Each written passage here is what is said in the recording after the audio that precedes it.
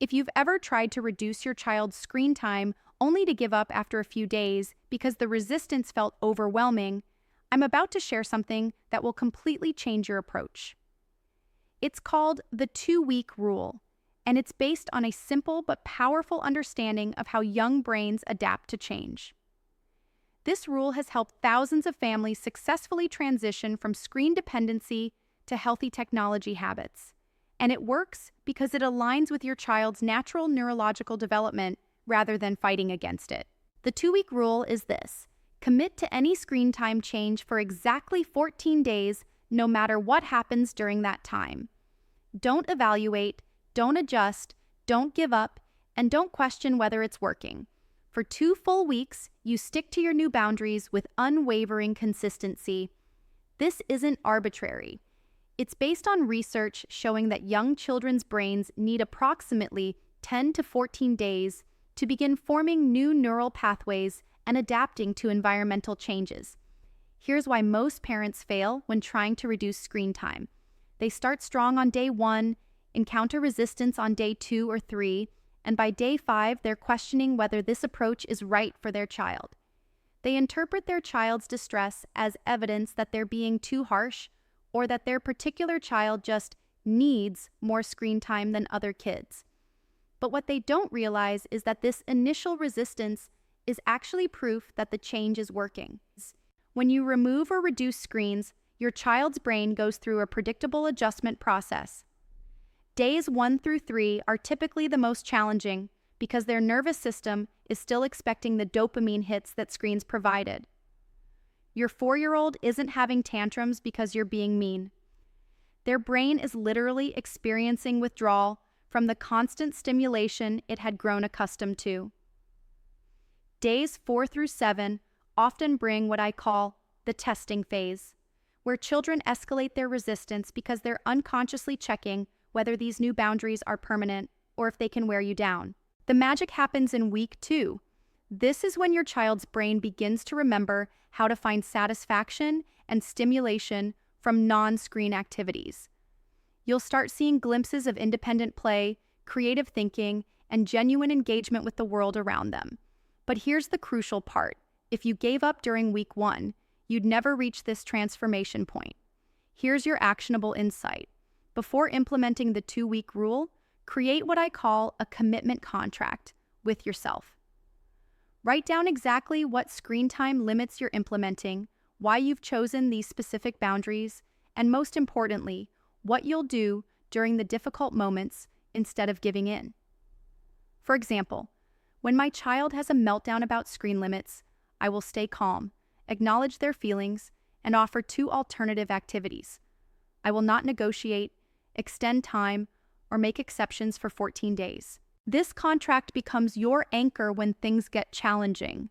In moment 6 of a tantrum on day 4, when your child is crying that they're bored and you're questioning everything, you can refer back to your commitment and remember that this resistance is temporary and necessary for long-term change. The 2-week rule works because it forces you to see the complete adaptation cycle instead of judging the process during its most difficult phase.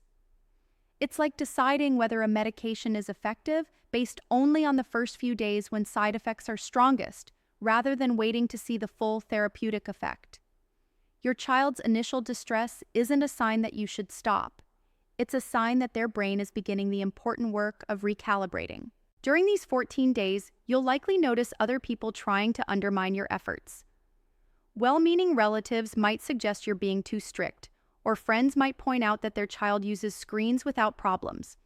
This is where your commitment contract becomes invaluable. Remind yourself that you're not making a permanent life decision. You're conducting a 2-week experiment to see how your child responds to different boundaries. The key to success during these 14 days is understanding that consistency matters more than perfection. If you accidentally give extra screen time one day, don't throw away the entire experiment. Simply return to your established boundaries the next day. The goal isn't perfect adherence to arbitrary rules. It's giving your child's brain enough consistent time to adapt to a new normal. What makes the 2-week rule particularly powerful is that it removes the daily decision-making that exhausts parents and creates opportunities for negotiation.